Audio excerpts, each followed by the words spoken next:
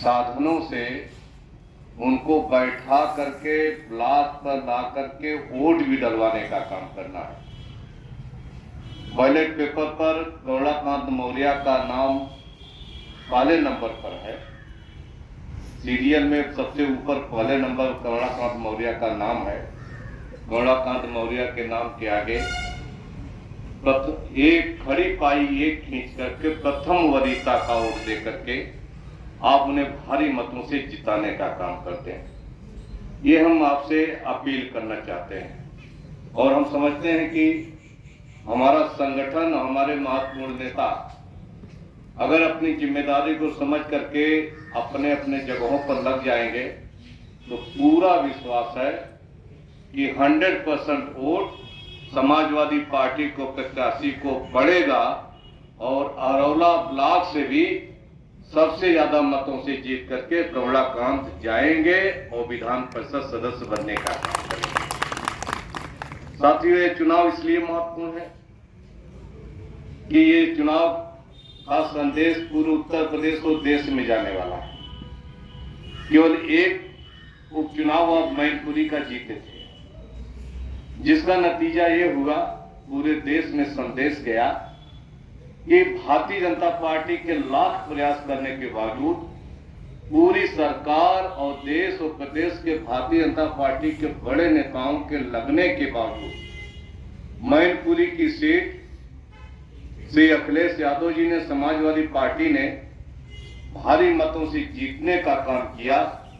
तो दिल्ली में ये चर्चा हुई सभी विपक्षी दलों में कि आप अगर मैनपुरी जीत लिए हो तो हम अपने अपने राज्यों से भारतीय जनता पार्टी को हराने का काम करेंगे और 24 में मोदी को इस देश का प्रधानमंत्री नहीं बनने देंगे, प्रधानमंत्री कोई विपक्ष का उम्मीदवार बनेगा। इतना बड़ा संदेश केवल मैनपुरी के उपचुनाव जीतने से पूरे देश में गया है।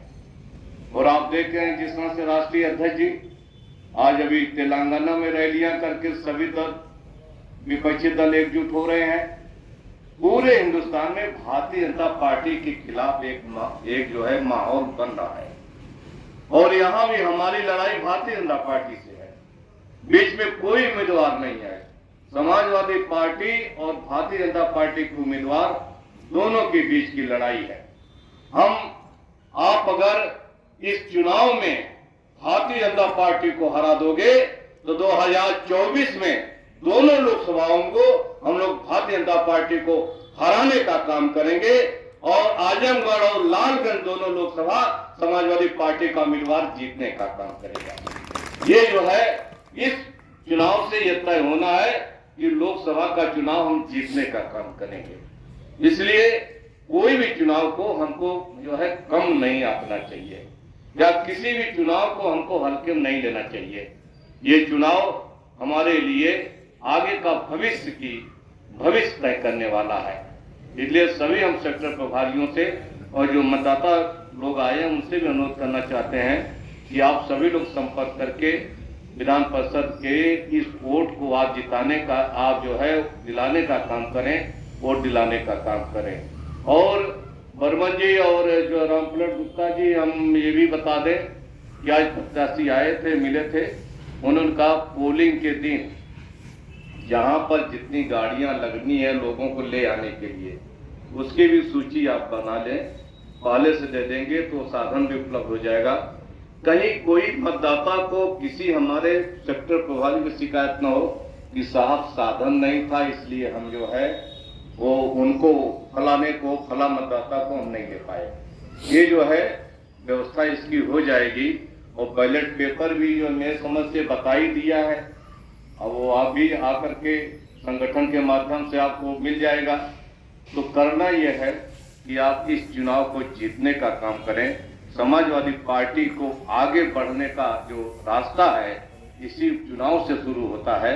इसलिए हम आपसे अपील करना चाहते हैं कि आप सभी लोग इस चुनाव को जीतें, क्योंकि ये लड़ाई समाजवादी पार्टी की नहीं, ये सामाजिक न्याय के ताकतों की लड़ाई है।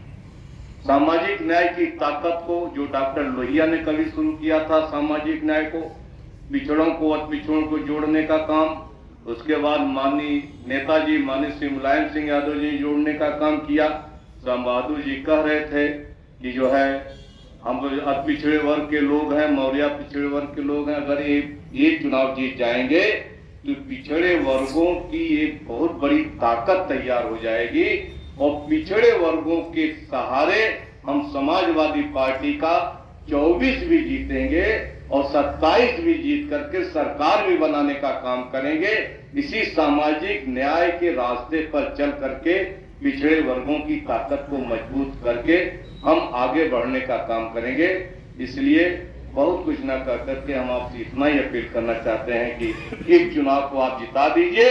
आगे का चुनाव माननीय मंत्री जी के ऊपर छोड़ दीजिए। 24 भी जीतेंगे, 27 भी जीतेंगे।